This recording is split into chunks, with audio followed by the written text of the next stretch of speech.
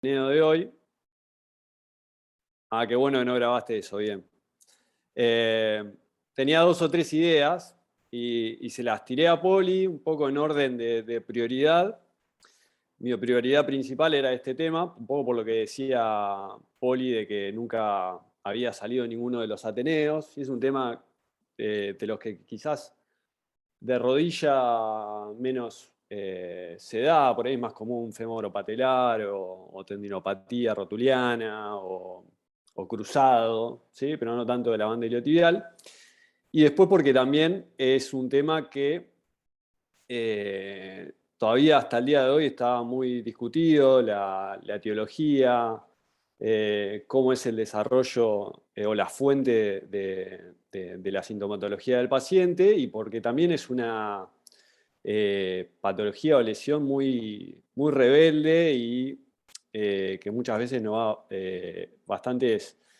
hace pensar mucho y y suele ser de esas lesiones que tarda tiempo en resolver. Y un poco en esta primera diapo, la idea es mostrar cómo ha ido variando los distintos nombres que se utilizan para denominarla, un poco porque se la ha ido comprendiendo a lo largo del tiempo de distintas maneras, y en la primera parte vamos a hablar de eso.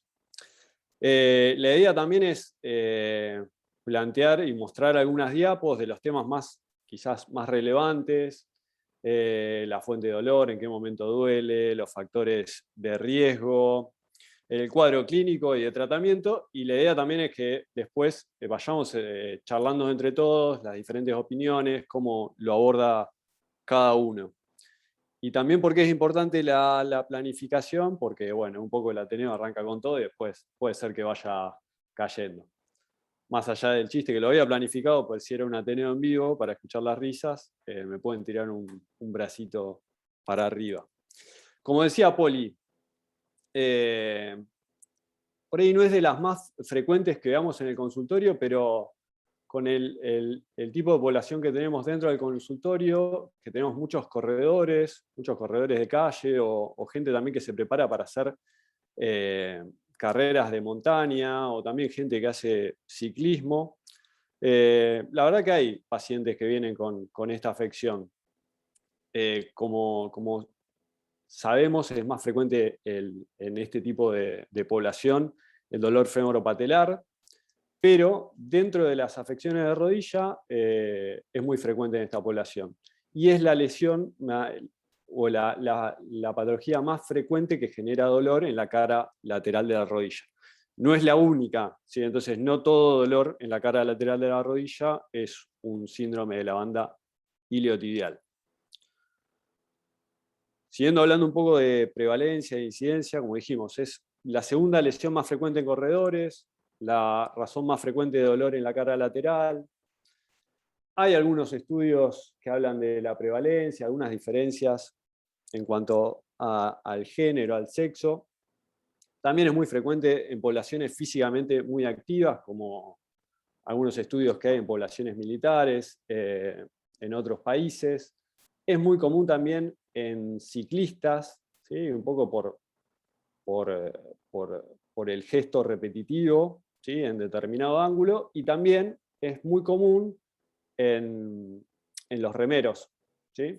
Que por ahí acá no recibimos tanto, pero por ahí en otros consultorios cercano a Tigre o eso, por ahí reciben más, y es una afección bastante frecuente en esa población también. Bueno, primero empecemos bien desde la base de la banda iliotibial, ¿no? Que recibe fibras del tensor de la fascia lata y principalmente también del glúteo mayor. Por clasificación lo podríamos entender como una fascia, también tiene una parte ligamentaria y una parte de tendón, ¿sí? Tejido conectivo regular, denso, principalmente colágeno tipo 1, algunas fibras de elastina. ¿Sí? Eso le da eso también es parte de su función, que ahora lo vamos a estar hablando. Es prácticamente avascular y está ricamente inervado. Y esa rica inervación le permite también sensar mucho la tensión, ¿sí? Por ahí alguno fue ayudante de anatomía y nos puede aportar algo en base a esto, pero los seres humanos son los únicos animales con banda iliotibial, y el momento del nacimiento no tienen, y a medida que empiezan con la bipedestación y a caminar, se desarrolla, ¿sí? Es una estructura muy importante en lo que es la estabilidad en el apoyo monopodal. Y principalmente su función, y lo que estábamos diciendo, lo que está preparada, es que tiene una enorme capacidad, primero para adaptarse y para transmitir, ¿sí?, el estrés mecánico. Eso es algo vital en su función, y también es muy importante durante las actividades repetitivas, ¿sí? ¿En qué momento generalmente el paciente se queja del dolor en la cara lateral de la rodilla, cerca del epicóndilo lateral? Bueno, en la etapa temprana, en la fase de apoyo, ¿sí? Principalmente cercano a esos 20-30 grados. Ahora vamos a estar discutiendo los diferentes modelos o paradigmas de la etiología o del desarrollo del síndrome de la banda iliotibial, pero generalmente el paciente manifiesta dolor en actividades de cadena cinética cerrada, caminar, aterrizar un salto, una sentadilla, correr, a los 20-30 grados de flexión de rodilla. Lo que ven ahí en sombra, como en el cuadrado azul, es el momento en el cual se activa principalmente el tensor de la fascia lata y el glúteo mayor, ¿sí? Y acá vemos en el eje de las Y los grados de flexión de rodilla, y en el eje de las X el tiempo que pasa después del contacto inicial durante la caminata o durante la carrera, el trote, ¿sí? Y se da principalmente en esos momentos. Como dijimos, muy común en corredores, sobre todo en esos corredores que realizan cuestas, las cuestas, en los descensos, ¿sí?, donde la rodilla permanece mayormente en ese ángulo, ¿sí?, se mueve cerca de esos 20-30 grados de flexión, es más común en esas situaciones.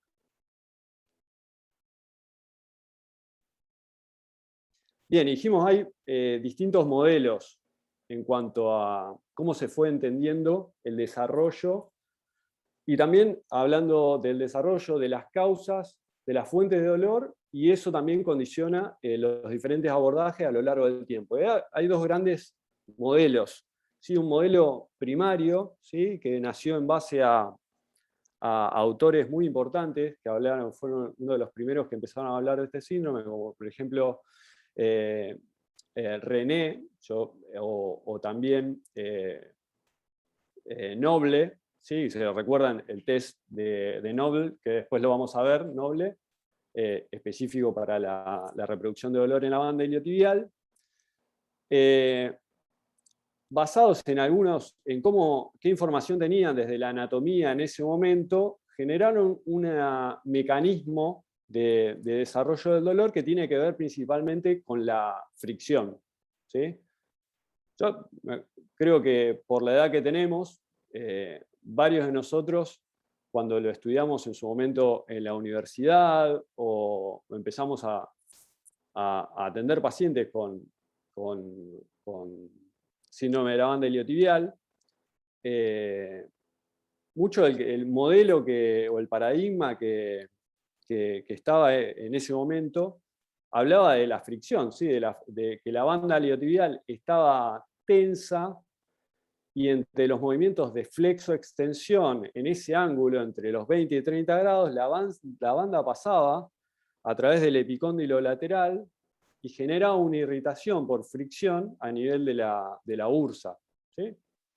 Me imagino que varios lo han escuchado y por ahí lo han estudiado así. No sé si alguno me contradice o estoy en lo cierto. Bien, en los últimos años, a causa de ciertos estudios imagenológicos o cadavéricos que han ahondado más en la anatomía, en las inserciones distales de la banda iliotibial, han desarrollado otro modelo o generando un nuevo paradigma en cuanto a la fuente del desarrollo del síndrome de la banda iliotibial, y refutando un poco el modelo anterior, ¿sí? Y ese modelo, o ese nuevo paradigma, dice que la generación de la sintomatología es más a causa de una compresión, ¿sí? O de lo que sería más relacionado a una entesopatía, más que el modelo anterior de la fricción. Ya vamos a ver por qué refutan el tema de la fricción en unas diapos más adelante. ¿Sí? Entonces acá vemos la parte derecha de la imagen, esta zona donde está la banda iliotibial, y en el momento de una rodilla extendida, después con la rodilla flexionada a 30 grados, genera como una compresión donde se inserta la banda iliotibial, y la fuente de la sintomatología tiene que ver más con la compresión más que con la fricción. Entonces, bueno, repasando un poco el modelo de la fricción, ¿qué decía este modelo? Que la banda iliotibial primero tenía una inserción bien particular, que era el tubérculo de Sherdy, a nivel de la tibia, ¿sí? Como una inserción más unidimensional, ¿sí? Que la banda iliotibial estaba tensa, ¿sí? Había problemas o limitaba la movilidad y la aducción de la cadera, por eso también se utilizaba mucho el test de Over para evaluarla en estos pacientes, ¿sí? Y que la banda iliotibial rolaba sobre el epicóndilo lateral del fémur, ¿sí? En el extremo distal del fémur, y eso generaba una fricción que irritaba la bursa que estaba subyacente a la banda iliotibial. Y ahí era donde se generaba el dolor y la sintomatología del paciente, ¿sí? Como decía, nuevos estudios imagenológicos y cadavéricos descubrieron que en realidad la inserción distal de la banda iliotibial es bastante más compleja, y esa complejidad también primero refuta la posibilidad de que se pueda generar esa fricción, y también le da otras funciones nuevas a la banda iliotibial que antes no se tenían tanto en cuenta, ¿sí? Pero entonces la banda iliotibial tiene inserciones no solamente en el tubérculo, sino también en la rótula, a través del retináculo externo. Tiene inserciones específicamente dentro del fémur y alrededor del epicóndilo lateral. Entonces, eso haría imposible que se genere ese movimiento de desplazamiento o de movimiento anterior hacia posterior del epicóndilo ante los gestos de flexo-extensión de rodilla, ¿sí? Porque está insertado ahí, entonces no existe ese movimiento, ese desplazamiento anterior. Ustedes me dirán, y sí, es cierto, uno cuando observa a un paciente haciendo una sentadilla, por ejemplo, y ve la banda iliotibial, ve cómo se va tensando y parece que se tensa primero anterior, y a medida que va flexionando más, se tensa más hacia posterior, y da esa imagen de movimiento, ¿sí? Ya lo vamos a ver un poco más adelante. Nuevamente, repasando las diferentes, como les decía, las diferentes inserciones y los diferentes modelos de acuerdo a los nuevos estudios anatómicos, ¿sí? Más allá de la inserción previa en el tubérculo de Sherdy, si no se suman otras inserciones que les confieren otra complejidad y otras funciones. Entonces, más que un movimiento, esa es una ilusión de movimiento, ¿sí? En realidad no es un desplazamiento de la banda iliotibial sobre el epicóndilo, sino que las fibras anteriores y posteriores se tensionan con los distintos movimientos de flexo-extensión de la rodilla. Y eso es lo que da la imagen visual de movimiento. Otra de las cuestiones muy importantes que se ha puesto en debate en el último tiempo, se ha refutado y ha modificado también el tratamiento que se realizaba en muchos de estos pacientes, es, primero, como habíamos dicho, que una de las funciones principales de la banda iliotibial es absorber y transmitir energía, ¿sí? Y que para eso necesitamos una banda iliotibial rígida, ¿sí? Si es una banda iliotibial, así como un tendón muy complaciente, pierde esa eficacia en cuanto a la transmisión y a la absorción de la energía. Y después de que el grado de rigidez que tiene hace imposible de que diferentes terapias manuales que podamos aplicar específicamente sobre la banda iliotibial o la utilización de determinados elementos como para mejorar la flexibilidad de la banda iliotibial, no es posible hacerlo, ¿sí? Manualmente no podemos aplicar ninguna fuerza para generar una deformación plástica a nivel de la banda iliotibial. Y que ni siquiera eso es necesario. Al contrario, nosotros lo que necesitamos es una banda iliotibial que no se deforme tan fácilmente, que no sea tan complaciente. Imagínense, si una banda iliotibial se deforma con la simple utilización de un foam roll sobre ella, imagínense si una persona salta y aterriza desde el cajón que tenemos acá en el gimnasio de Quiné. O sea, esa misma energía que la banda iliotibial absorbe durante durante el aterrizaje, lo deformaría, ¿sí? Y sería totalmente disfuncional. Creo que hasta acá estamos de acuerdo. No sé si alguno tiene algo para comentar. No, Gonza, todo muy claro Bueno, de mi parte. y así pasa también como otras partes en el cuerpo. Bien, y en cuanto a la función, después de la información recibida en los nuevos estudios,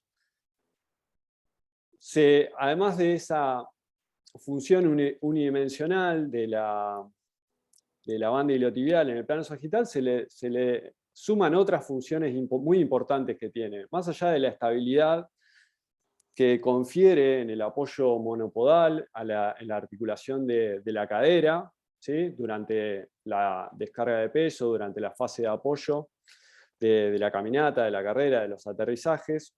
También, obviamente, resiste la aducción de la cadera, resiste la rotación interna durante la fase de desaceleración también, de la absorción de la carga, y algo muy importante que limita pasivamente la traslación anterior y la rotación interna de la tibia, ¿sí? Entonces también es un estabilizador a nivel de la rodilla.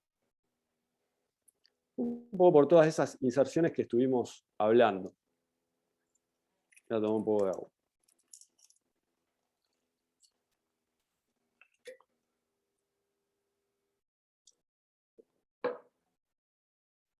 Bien.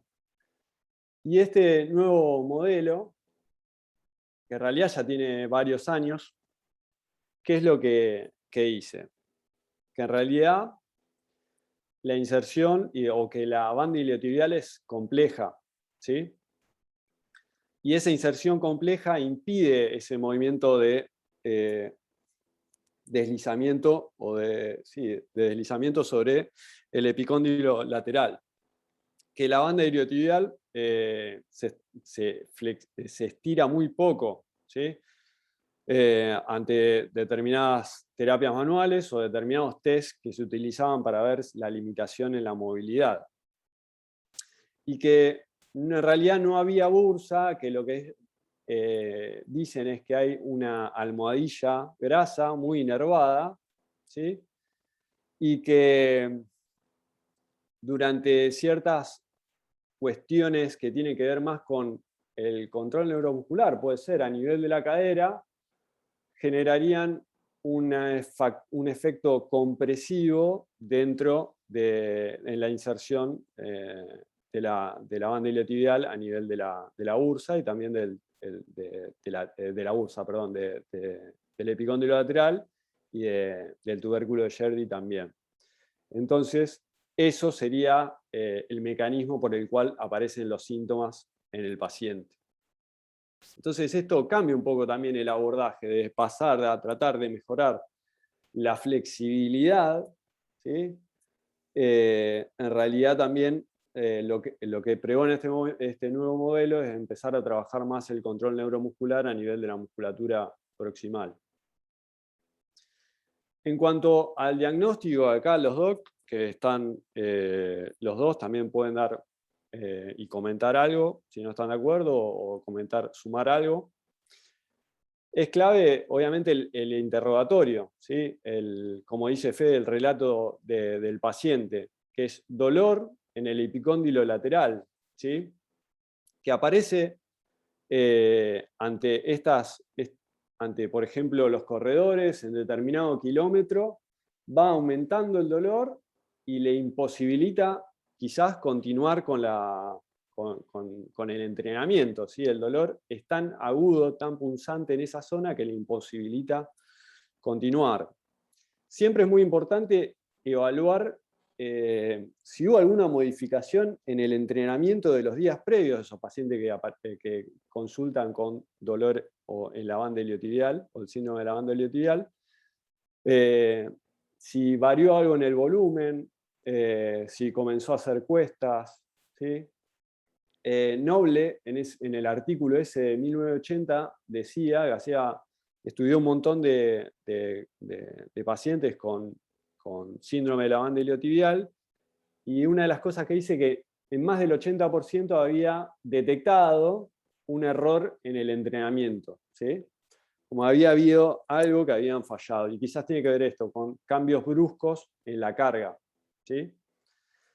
La población, como dijimos, obviamente es característico de los corredores, de los ciclistas, de gente que es físicamente muy activa. El comportamiento, lo que decíamos, mecánico en cuanto a aparece durante la actividad, ¿sí? Aparece durante la repetición del gesto, ¿sí? Y como dijimos, aparece y muchas veces es muy difícil que después ceda, ¿sí?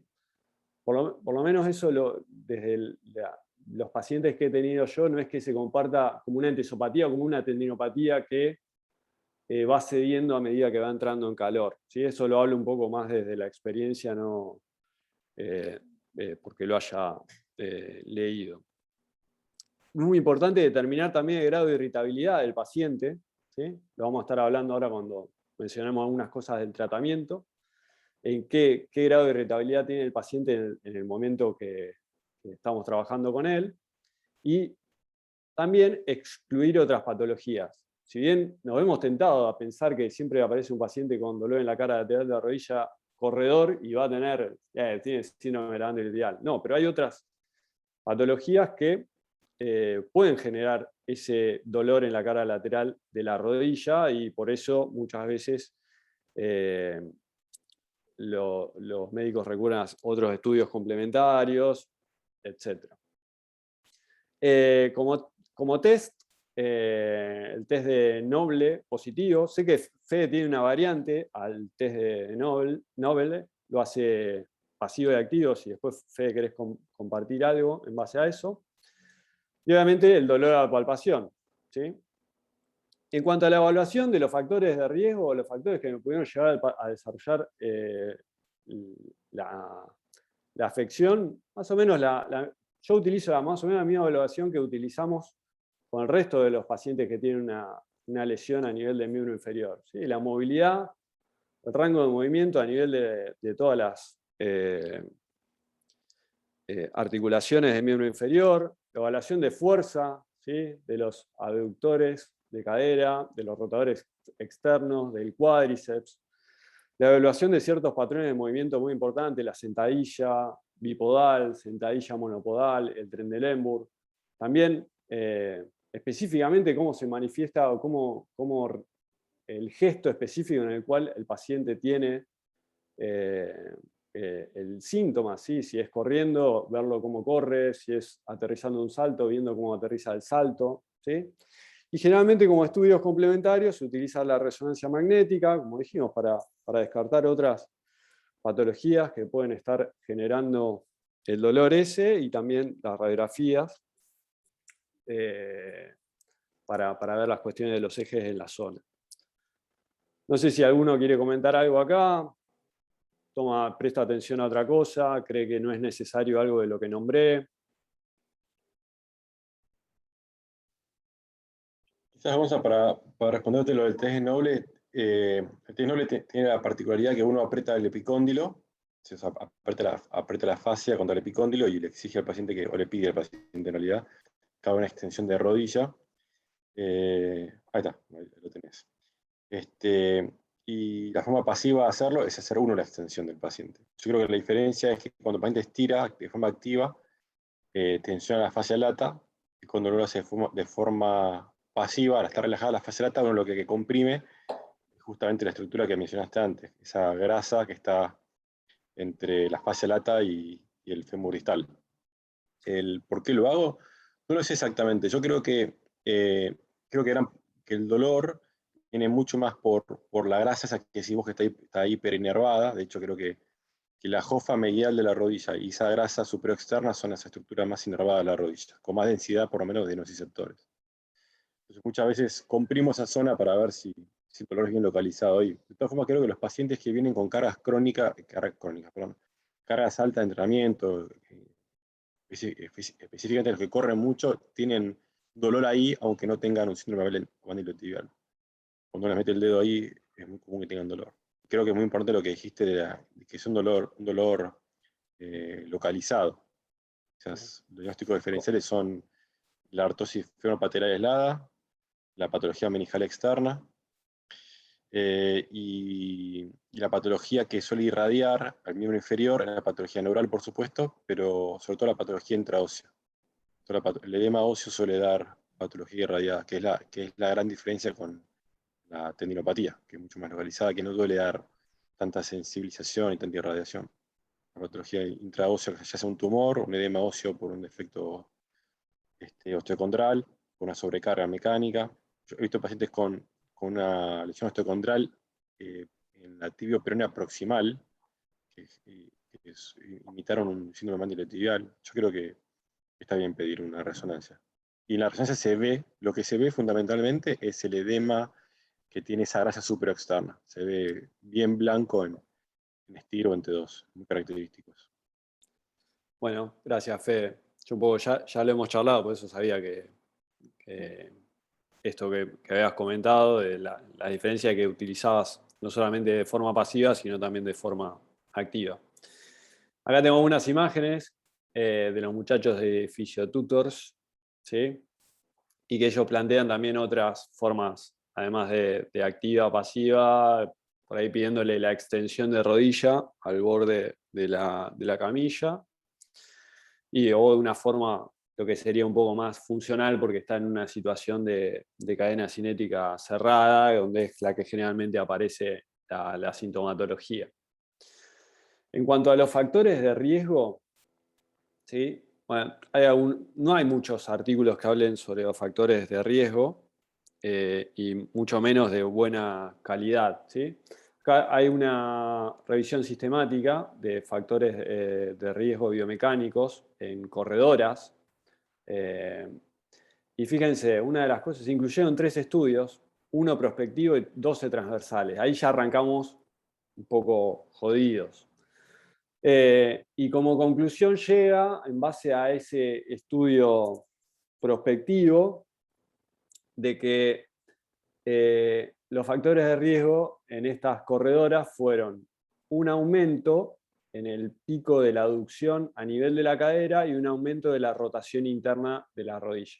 Todo relacionado, si nos ponemos a pensar, con el valgo dinámico de rodilla. Pero concluye con esto, sin embargo, a menos que mejore un poco el rigor metodológico, las recomendaciones clínicas concluyentes no son posibles, ¿sí? Que las próximas investigaciones que se realizan deberían reportar la confiabilidad, la validez y los errores de mediciones en los métodos para aplicar transparencia en los datos brindados. Entonces, como tantas otras cuestiones, no está muy claro esto de los factores de riesgo, principalmente porque no hay muchos artículos de cohorte prospectivos, ¿sí? Acá agarro una diapo que siempre uso con dolor femoropatelar, donde la mayoría de los estudios que hablan sobre factores de riesgo en realidad son estudios transversales que comparan gente que ya le dolía o que tenía síndrome femoropatelar o dolor femoropatelar con sujetos sanos, ¿sí? Entonces sacan unas variables y dicen, bueno, esto podría ser un factor de riesgo, que pasa mucho con la disminución de la fuerza en la musculatura posterior externa de cadera, que No hay estudios prospectivos que digan que es un factor de riesgo, pero sí es algo que pasa ya en gente que tiene dolor femoropatelar. Y que en realidad lo que nosotros necesitaríamos son estudios de corte prospectivos que analicen gente que todavía no desarrolló la afección y ver cuáles son las variables en realidad predictivas o que van a llevar al paciente a desarrollar esa patología. Es de femoropatelar, pero me llevó mucho trabajo hacer la diapo, así que la quería compartir. Bueno, y después fui a buscar ese estudio prospectivo de factores biomecánicos asociados con la banda iliotibial. Y acá están un poco los gráficos que pone, que habla en cuanto al aumento en la aducción de la cadera. ¿Sí? Fíjense, acá tenemos en el eje de las X el porcentaje en la fase de apoyo, ¿sí? Desde el contacto inicial hasta el despegue del hallux, ¿sí? Y en el eje de la Y el ángulo de aducción, ¿sí? Principalmente en este de ángulo superior izquierdo. Y la línea llena son los sujetos control y la línea punteada son los sujetos con síndrome de la banda iliotibial. ¿Sí? Y fíjense la diferencia marcada de mayor ángulo hacia la aducción de la cadera. Y lo mismo pasa con la rotación interna a nivel de la rodilla. Y estas dos cuestiones son cosas que pasan a nivel del valgo dinámico de rodilla. En cuanto al ángulo de flexión de rodilla, que es un poco quizás, como antes se pensaba más desde el punto de vista del plano sagital, no hay diferencias, ¿sí? Entonces concluye que los factores de riesgo serían una mayor aducción a nivel de la cadera y una mayor rotación interna a nivel de la rodilla. Y también un poco lo subrayé de otro color, porque no tiene mucho que ver con lo que venimos hablando, pero que las intervenciones en realidad deberían apuntar a mejorar el control neuromuscular por esas dos situaciones, esos dos factores provocativos o que pueden ser fuente de desarrollo de la banda iliotibial, del síndrome, y que se debería abandonar la utilización de los estiramientos para incrementar la compliance a nivel de la banda iliotibial, un poco por lo que hablábamos anteriormente. Pero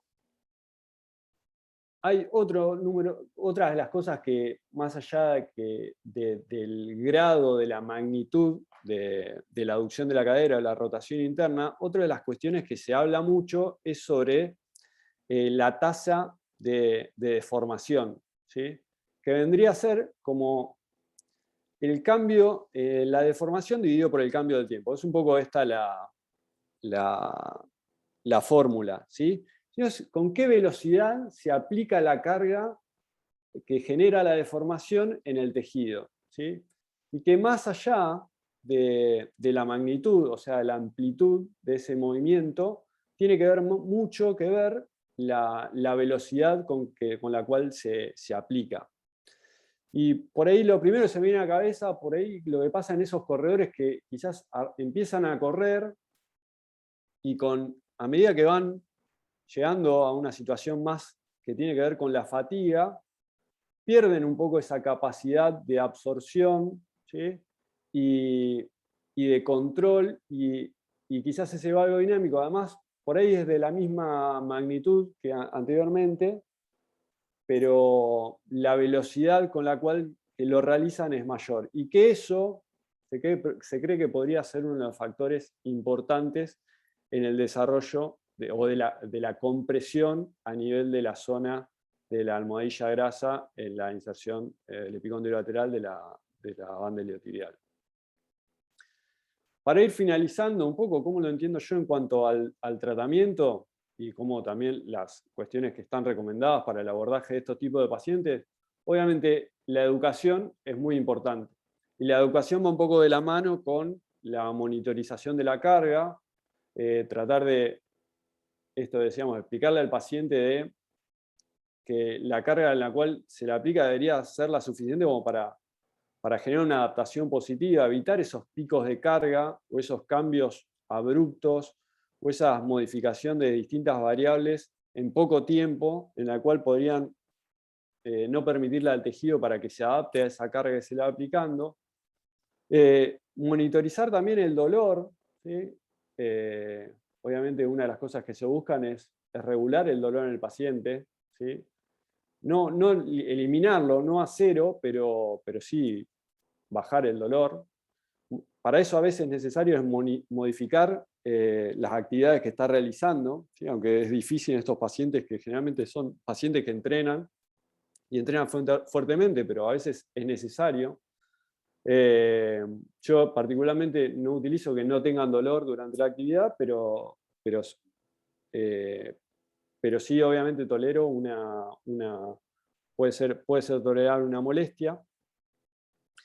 Y después, bueno, el trabajo sobre la fuerza, sobre la resistencia y sobre el control neuromuscular de la musculatura proximal. En realidad, de toda la musculatura del miembro inferior, pero énfasis también a nivel de la musculatura proximal.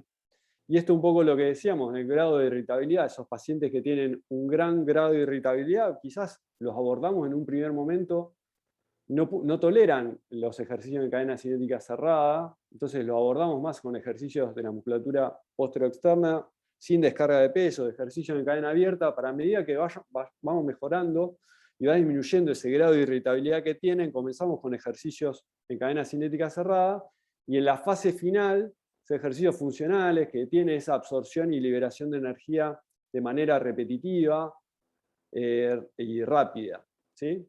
Y obviamente, no la movilidad desde el punto de vista que hay que flexibilizar la banda iliotibial, porque ya dijimos que necesitamos una banda iliotibial que absorbe y transmita energía, y para eso necesitamos una banda iliotibial que no sea complaciente y que se deforme ante cualquier carga que se le aplica. Pero sí, obviamente es necesario, cuando hablamos de que es muy importante la absorción de la fuerza de reacción del suelo, bueno, el rango de movilidad a nivel de articular, en todo el miembro inferior también es muy importante para permitirle a los diferentes eslabones del miembro inferior de absorber la fuerza de reacción del suelo y distribuirla homogéneamente. Como puntos finales, bueno, ha habido un cambio de paradigma, dijimos en la comprensión del síndrome de la banda iliotibial, ¿sí? Ahora podemos discutir si alguno cree más que todavía está del modelo anterior o le cierra también el nuevo modelo. La etiología todavía nos falta saber un montón de cosas, de realmente cuáles son los factores de la biomecánica que pueden llevar al desarrollo de dolor femoropatelar, de la banda iliotibial, aunque obviamente no solamente desde la biomecánica, sino también otros factores que pueden estar influyendo, y es muy importante, como tenemos acá en la historia clínica, preguntar a los pacientes cómo vienen descansando, bueno, todas las cosas que siempre charlamos que también pueden ser importantes para el desarrollo de la sintomatología, y que también basado en los factores de riesgo propuestos y en el cuadro clínico, el abordaje terapéutico principalmente ahora apunta, bueno, a todas estas cosas que estuvimos hablando, pero principalmente en el control neuromuscular de la musculatura proximal y a la monitorización de la carga. Bueno, ahora abro un poco el debate, todas las preguntas que tengan o comentarios que quieran hacer. Gonza, si gracias, querés. le pongo. Bueno, dejo de compartir. Eso. Muy bueno, Gonza. Gracias. Muy bueno, Gonza, felicitaciones. Muy bueno, Gonza, muy bueno. Yo creo que Diego podría hablar que tuvo esa afección en sus dos rodillas. Muy bueno, cuando arrancó, Gonza. que hizo la transición entre ser gordito y corredor.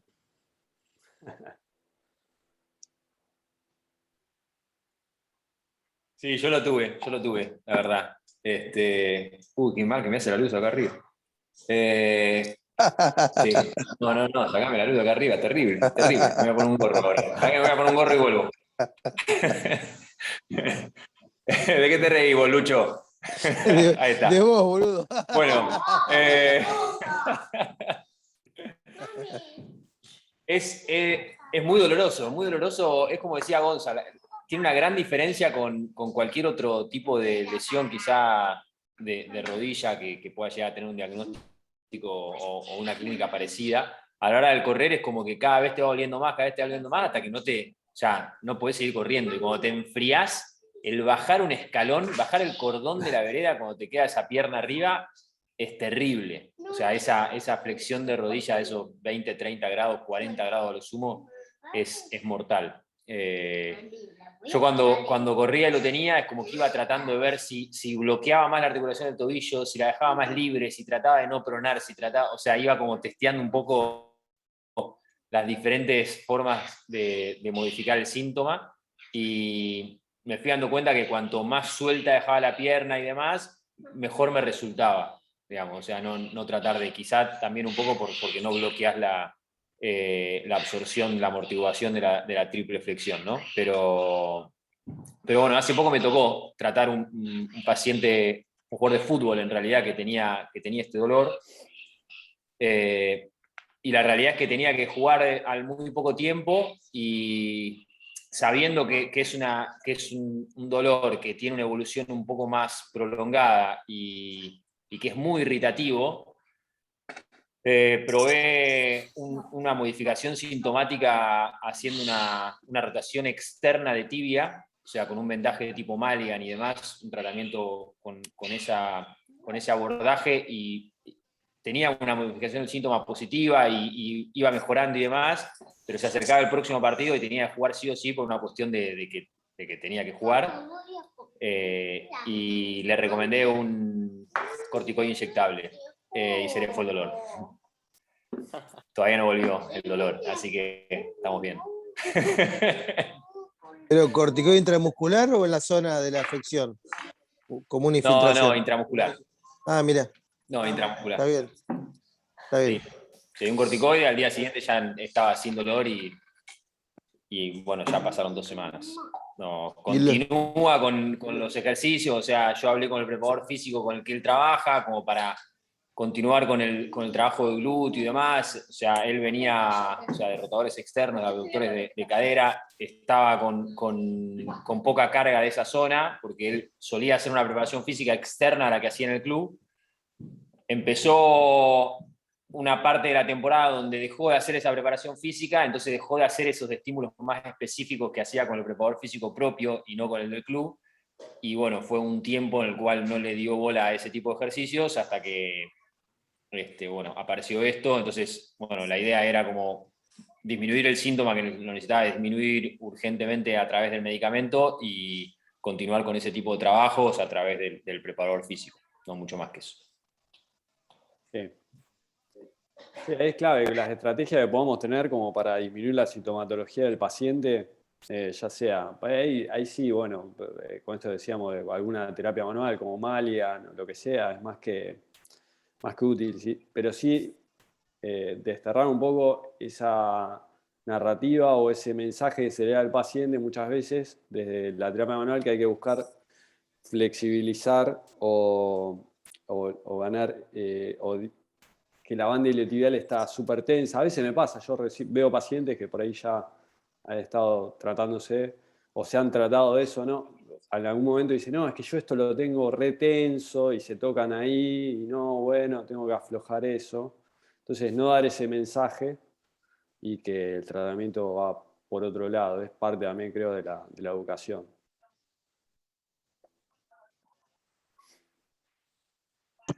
Gonza, felicitaciones primero. ¿Qué haces Hola, ahí Santi. con el FOAM? ¿No? Que es como, les encanta a la gente masajearse con el FOAM ahí y uno comprime peor. Sí, como que negocio ahí un poco. Le digo, bueno, si te gusta pasarte el FOAM, pasátelo, no te lo pases ahí en el epicóndilo lateral. Sí, le digo, bueno, como que no buscamos aumentar la flexibilidad en la banda iliotibial. Si a vos te sentís bien usándolo, usalo, ¿sí? Hay muchos pacientes que le encanta, se lo compran, o ven el stick acá en el gimnasio, van y se lo empiezan a pasar. O sea, ok, negocio, usalo, ¿sí? De hecho, si sentís que te mejora, me sirve, ¿sí? después charlaremos por qué, cuáles son los factores que le mejoran el síntoma al paciente, pero no te lo pase en el epicóndilo lateral, porque creo que como que ahí le puedes agregar un factor compresivo como si fuese una entesopatía. Por ahí es como en el momento qué bueno y después se explota en la zona.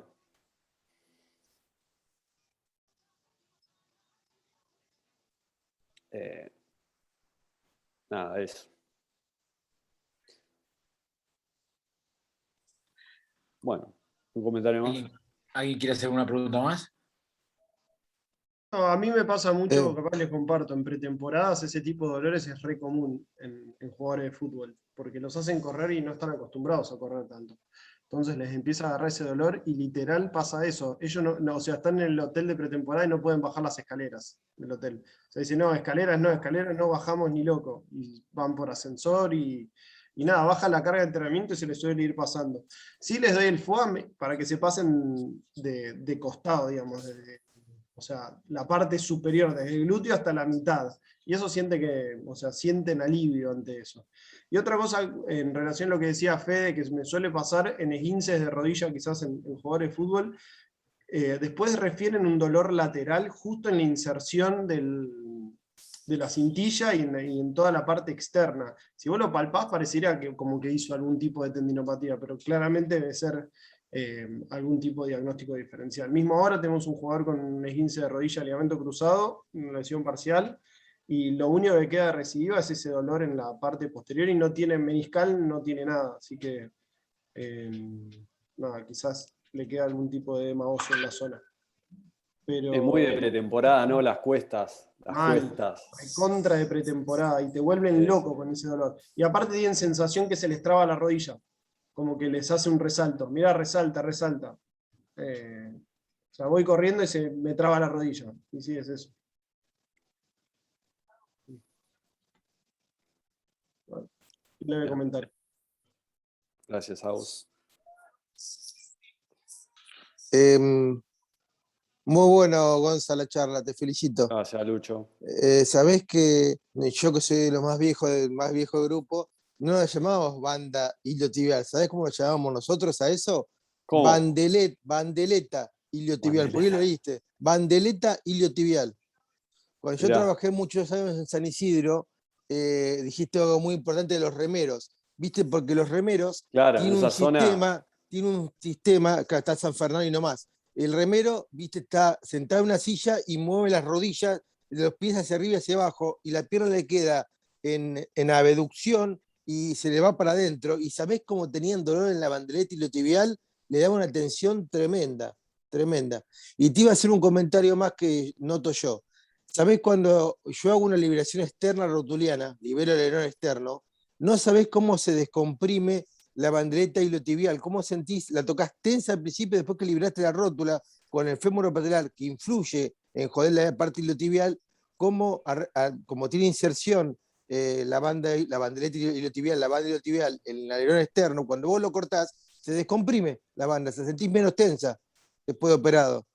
Eso es interesante. Y otra cosa más, tiene la banda iliotibial sin insertar el tubercio de la tibia. En el epicóndilo es como que lo toca el epicóndilo y hay como una bursita que la próxima vez que tengo un reemplazo de rodilla te lo voy a filmar para mostrártelo cómo es. No tiene inserción típica del epicóndilo, pero sí hay como una bursa ahí sobre el epicóndilo y por eso le duele tanto al paciente ahí, porque tiene como una bursita ahí que si vos le tocas al paciente con inflamación de la banda iliotibial, le duele como la puta madre, ¿entendés? Y ese es el dolor que le da al paciente, el dolor típico en la zona. Porque vos vas más arriba y no le duele el epicóndilo externo, ¿entendés? Es por eso.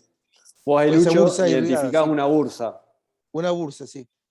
Sí. Una grasita abajo de la banda iliotibial. Sí, forma como una grasita. Gracias, Lucho. Sí, así que muy bueno. Gracias. Una cosa que me gustaría preguntarles por ahí, esto que decíamos de que les aparece el dolor y va incrementándose, y esto desde el punto de vista de pensarlo como una entesopatía, que personalmente en la experiencia que tengo, como que una vez que arranca el dolor no le cede. ¿Sí? No es que como una tendinopatía que arranca, entra en el calor y al contrario, a medida que van aumentando el gesto repetitivo cada vez más invalidante. Por lo menos así, no sé, yo no sé si ustedes tienen otra experiencia con estos pacientes.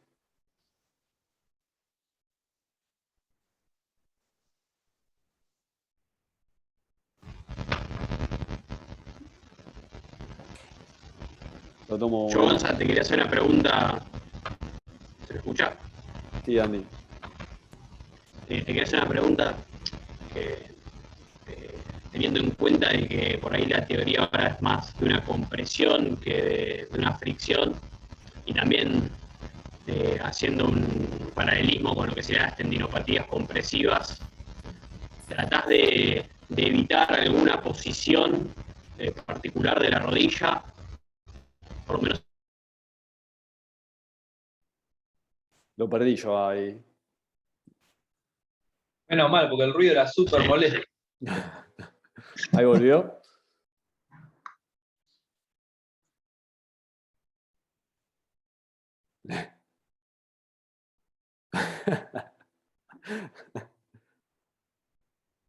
Estaba entrando en la Matrix, parecía. La respuesta es no, yo particularmente no. No sé si alguno utiliza alguna posición como para... No, porque principalmente los pacientes como no es que se cruzan de piernas o por lo menos no he tenido esas situaciones. ¿Alguno utiliza? Después se la comentamos la respuesta a Andy. Quedó congelado con tu respuesta. Sí, no, mal. A mí me cuesta mucho la elección de ejercicios en estos pacientes, como que no sabes cuál es el ejercicio adecuado, o sea, el glúteo le damos a todos, ¿no? Pero como decir, va por acá, o sea, esto va por acá, no, o sea, más que modular la carga, para mí cuando dijo empezar con, o sea, lo que recomienda empezar con cadena abierta, la cadena abierta también genera fricción en esa zona, no me parece tampoco como lo adecuado empezar con cadena abierta, debería más estático, isométrico, estático, quizás en cadena cerrada, que es lo que suelo hacer en distintas posiciones, y glúteo, y modulación de carga. Pero después como El glúteo también es una gran forma de modificar la actividad. O sea, sí, obvio. Más allá de estas explicaciones de los factores biomecánicos que podemos hablar, es una gran forma de decir, bueno, dejamos que baje grado de irritabilidad y mientras vamos trabajando esto, que obviamente lo hacemos porque tiene una explicación, y no le daríamos, no sé, bíceps, pero también es una forma de descargar la zona.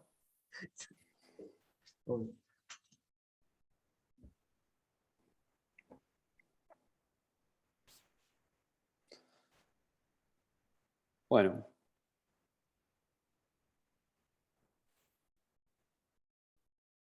Gonza, no, agradecerte y felicitarte por el Ateneo. ¿Sí? La verdad es que cuesta mucho en estos tiempos ponerse a laburar y a preparar las cosas, y la verdad es que valoro muchísimo tu trabajo y te felicito nuevamente.